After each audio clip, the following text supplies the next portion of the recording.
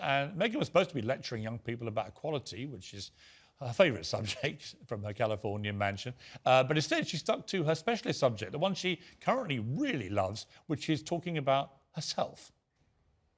I'm so grateful to be in your company today. I was first invited to be a counselor at One Young World. I was probably a lot like each of you. How am I here?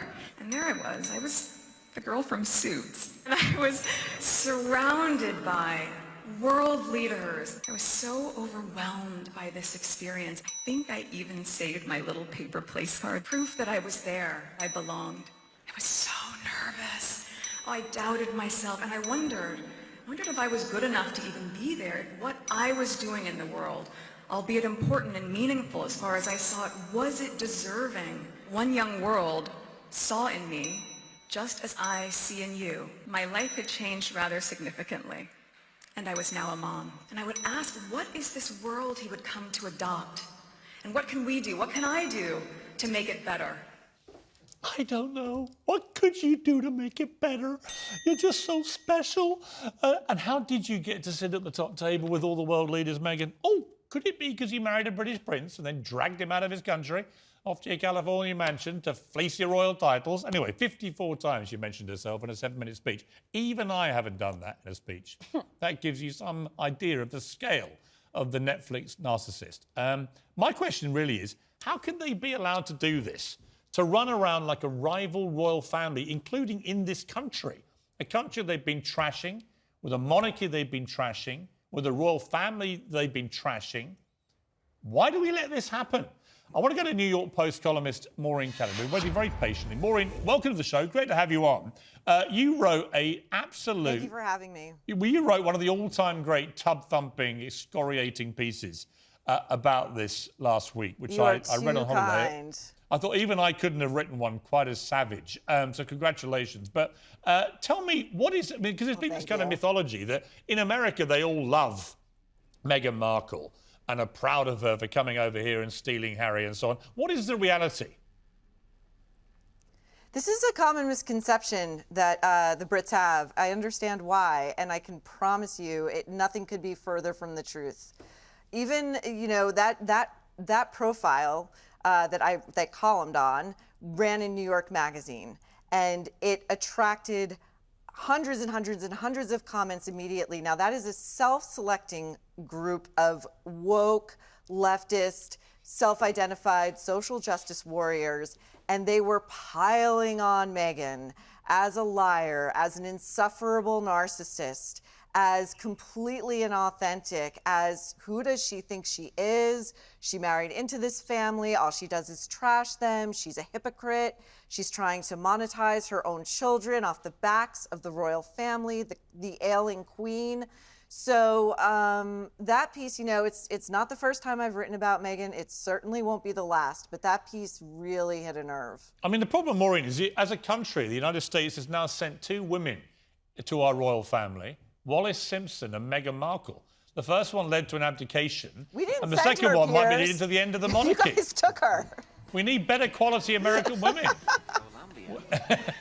Well, I think you need to sharpen your BS detector a bit, because she apparently the royals themselves caught on pretty quickly that she was not everything she appeared to be. Well, I caught on pretty quickly. Unfortunately, I then got removed from the job that I had at the time for disbelieving her nonsense to Oprah Winfrey. What's quite interesting is the more she talks, the more people realise she is fork-tongued. Grace Blakeley, can you defend this woke warrior? Is she the epitome of equality? Oh. Is she the standard bearer? Piers, you know how I feel about this. I just don't care.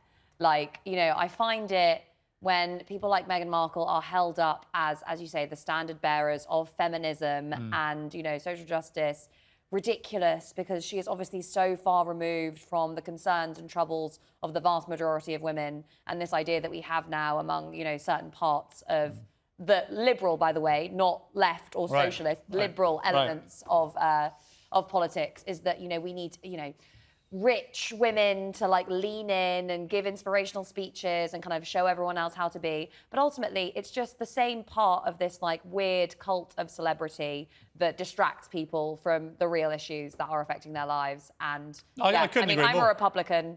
I don't care. Okay, I couldn't agree more. Richard? I thought she'd left the United Kingdom for privacy and to get away from the royal family so she didn't have to go to those sort of charity events that she went to last night. But now she's back talking about herself and you're thinking, well, hang on, so are you staging a comeback? As you say, is it a rival sort of royal gig? What is going on? And what is going, honestly, what's going on with Harry here? I was told on good authority yesterday that Charles in particular is unbelievably hurt by what is going on with his son and daughter-in-law. He doesn't understand what he's done wrong. Remember, he walked her down the aisle. Douglas, let me bring you back in here on this. You know, there's lots of plays going on here, aren't they, with the Sussexes? But the one I can't get away from, they keep trashing the very institution that gave them these titles that make them their millions. There is the ultimate hypocrisy right there, and it's a running saw. Well, the royal family is clearly just a leg up for Meghan Markle, who believes that her position as a duchess now allows her to inspire us common folk with her amazing wisdom. Unfortunately, as we just saw again from that speech, her wisdom is from the school of Hallmark cardsism. It's all sort of sub-Obama, pseudo-inspiring stuff about how you can be the person you meant to be for the being that you could be, and everyone else can be like you. Oh, it's all total flannel, isn't it? It's total flannel. It's total flannel. None of it ever makes any sense. I say you mostly see this sort of thing in Hallmark cards philosophy. It's all about you being your true self and all of this sort of thing. I don't think that, I mean, I've never heard somebody with more of a tin ear than Meghan Markle. Most people know the reason she's on the platform is because she married a prince. Of course. Well, that's it. Otherwise, she'd still by the be way, in I season think 24 of Suits, perhaps, as a minor role. And when she sits and goes, little old me from Suits, and look at me now with all the world leaders. Why do you think you got there? Honestly, Princess Pinocchio, I think the Queen should strip the titles. I think we're just done with it. Or we should just get rid of all the titles and get rid of the monarchy But and that- become a because it's one of republic. the greatest Thank you. assets. It's one of the greatest assets. The royal family is mired in scandal, and Meghan Markle is, you know, by far the least of their problems at the moment, I think, as we all know. Well, I certainly wouldn't equate what they've done with what Andrew did. So I agree with you about that. But the damage to the monarchy is what worries me. Correct, because the Queen is in very ill health. We know that. She's elderly. She's 96. She's not going to be here for a lot longer. We know this. What happens next is hugely important. The monarchy is one of the greatest foundation assets that this country has. We should be very proud of it. And, you know, this is catastrophic for the royal family, and they've got to deal with it. They've got to cauterize the wound, frankly.